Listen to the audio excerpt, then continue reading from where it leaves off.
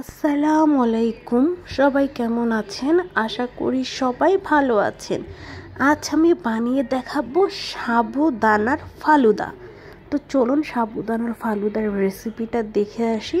তো এর জন্য সাবুদানা লাগবে। আমি এখানে 100 গ্রাম সাবুদানা নিয়েছি।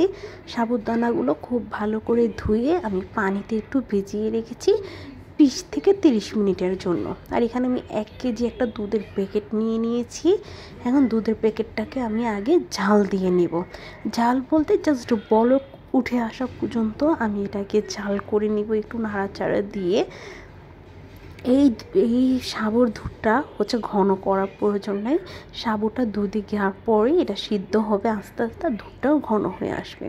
তো দুধটা একটা বলক চলে আসছে পরেই কিন্তু আমি সাবুদানাটা দুধে দিয়ে দিলাম।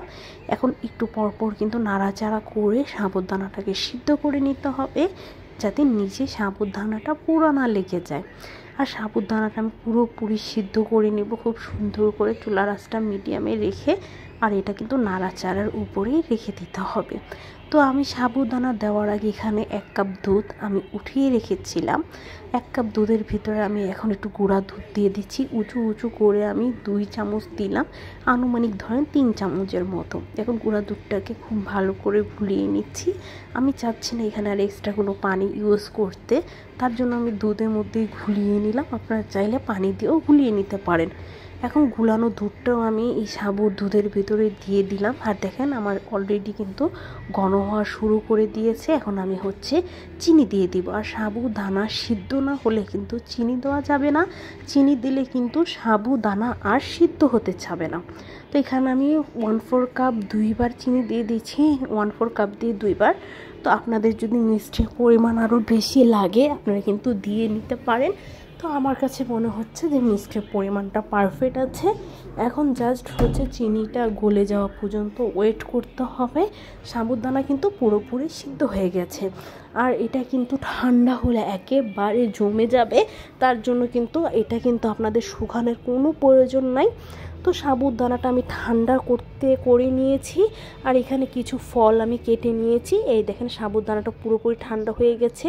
আমি আম, আপেল আর কলা, আপনারা চাইলে কিন্তু আপনাদের পছন্দের মতো ফলও নিতে পারেন। তো এখানে আমি ঠান্ডা সাবুটা দিয়ে দিচ্ছি। আর দেখছেন সাবুটা ঠান্ডা হয়ে কীরকম জমে গিয়েছে। এখানে আমি এখন জাস্ট ডেকোরেশন করে নিব, আপনারা আপনাদের পছন্দের মতো করে নেবেন।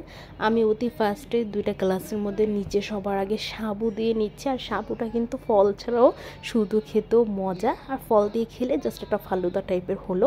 সবার আগে আমি 2টা গ্লাসে সাবু দিয়ে দিলাম। এখন আমি দিয়ে দেব আম, যেহেতু এখন আমের সিজন। আর আমের সাথে সাবুটা সবচেয়ে বেশি যায়। অন্য অন্য ফল থেকে আমটা দিলে খেতে বেশি টেস্টি মনে হয়। তো এখানে আমি আমার পছন্দের মতো আম দিয়ে নিচ্ছি। এখন আমি দিয়ে দেব এখানে আপেল। আমি পছন্দের মতো অল্প করে আপেলও দিয়ে দিচ্ছি। আর এখানে কলা নিয়ে নিয়েছি, ফালুদার সাথে কলাটা কিন্তু খুব বেশি ভালো লাগে।